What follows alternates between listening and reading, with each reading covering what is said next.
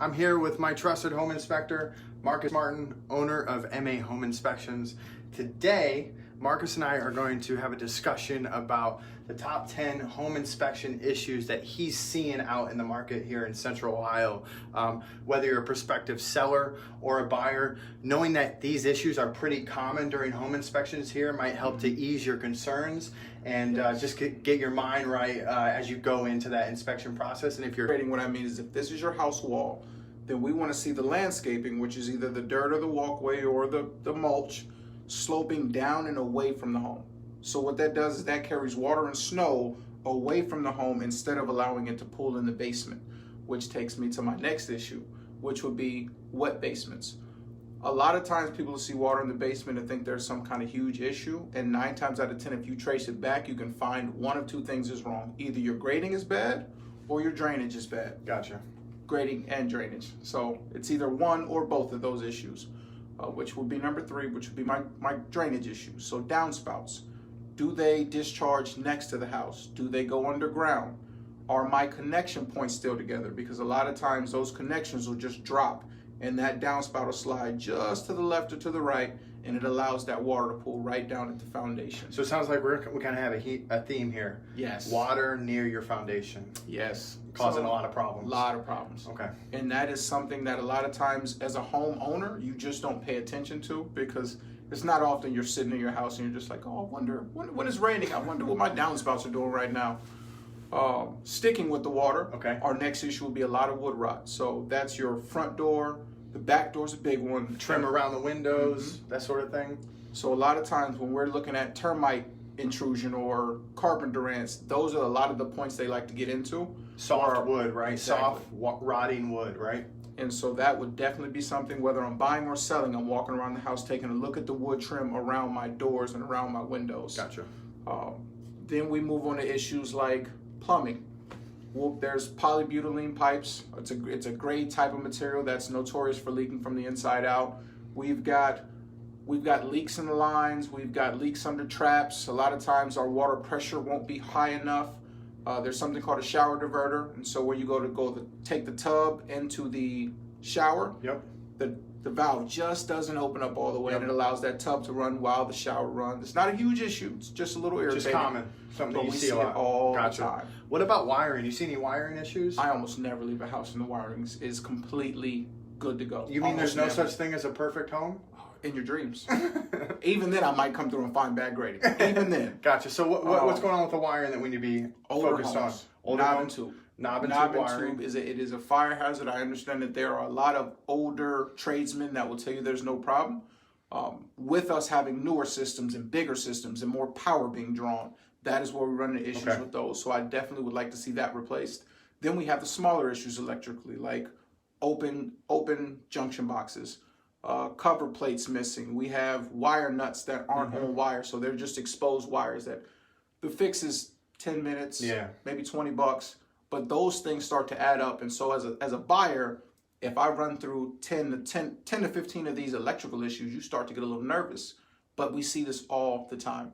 So going back to basements, and you just had me thinking about what's causing the foundation problems that you see. Is it mostly the water that's not being diverted away from the home, from the gutters, the downspouts, the grading, that sort of thing? 9 times out of 10, it is one of those 2 issues. Okay. Now, the third issue being the trees being too close to the foundation, but even then it goes back to the water. So I think I heard you say one time that if you see a tree in a yard, its leaf system, the width of that leaf system, you can assume that underneath it's got the same amount of area that it's covering. I like to call it my Titanic effect. Gotcha. So the tree is kind of like the iceberg. What you see above ground has absolutely nothing to do with what's going on below the ground. Okay. So it may look like it's not a huge thing. It's maybe this big, and then below the ground it may look something closer to this. Gotcha. So please be very aware of landscaping up near the house.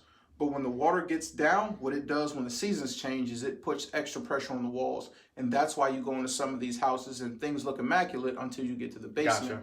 And it's like, but there's no problems here. It's the grading, the trees. Or the one thing that came up when my wife and I purchased our home was ventilation. Let's talk about, that's something you see pretty consistently also, right? Very much so. especially when you start talking about getting into attics. With it being the summertime, generally an attic is going to be 20 to 40 degrees hotter than it is outside. And to regulate those temperatures, you want to make sure you have really good intake and exhaust. So you have to think of ventilation similar to breathing. Yeah. You have to be able to exhale and inhale, or you're going to pass out. So same with the roof, same with your home. Ridge vents, that's that big peak at the middle of the roof, or you have the box vents, which are little squares sitting across the top of the roof. And then under, you have the soffits, which are like little small air holes. They kind of look like the holes in a mesh jersey. Gotcha. So what I'm seeing a lot of is when you get into an attic, people that have blown insulation that is blown over the soffits and preventing their attic from breathing. So if you can't inhale, there's no fresh air coming in. So that old air gets hot, it gets stale, you grow mold that way. And then that's a whole nother issue in itself. And the simple fix is just make sure your air can get in freely and get out freely. So make sure your house is breathing well. Yes, it's got to breathe. It's just like us. Lastly, let's talk about the heating, ventilation, air conditioning systems. What are some of the common items that you're seeing right now? So right now I'm seeing a lot of deferred maintenance. That's not having our AC serviced, not having it tuned up, and it runs just like a car that hasn't had an oil change, or we're not getting it cool enough in the house. Another thing we're running into is dirty filters that are forcing our ACs to overwork themselves. Another thing that we're running into with the HVAC system is not understanding how dampers work. So dampers are small vents that you can open or close on your duct system and add airflow to a room. So you may have them closed not knowing that they're closed, and they may be behind a drop ceiling, and we go to check the airflow and there's no air to this room. And then as a buyer, you may think, okay, there's just some big issue, but it's just not knowing where your dampers are and how to keep them open. And one thing that I like to chat with my clients is, your HVAC system, it's like a car, right? You get your oil changed regularly, you're taking it to shop when you're supposed to. It's gonna treat you well for a lot longer, right? Absolutely. Your HVAC system's the same way. You get that person out there every spring. I like to say the spring because you can catch them when they can test the heating and the cooling, maybe get a little discount. I'm all for it. And just getting that system tested once a year to make sure everything's working well.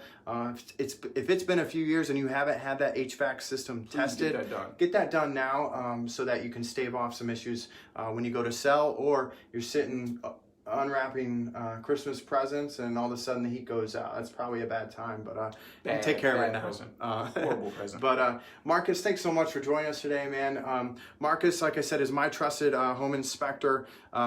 As part of my seller services, I pay for Marcus to come through your home as a seller before we even get it, before any photos, anything like that, to make sure you know what's going on with your house so we can take care of it before it becomes an issue in the inspection. Marcus, if a prospective buyer or seller wanted to get in touch with you, what's the best way to reach you?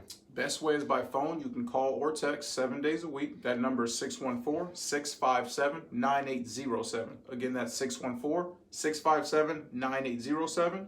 You can call between 7 and 7. You can text all day long. Great. If you are an internet person, we're at www.yourmahomeinspections.com. But the fastest way is phone, call, or text. Cool. Well, Marcus, thanks for stopping by today. Always and everybody, have a great summer. See ya. See ya.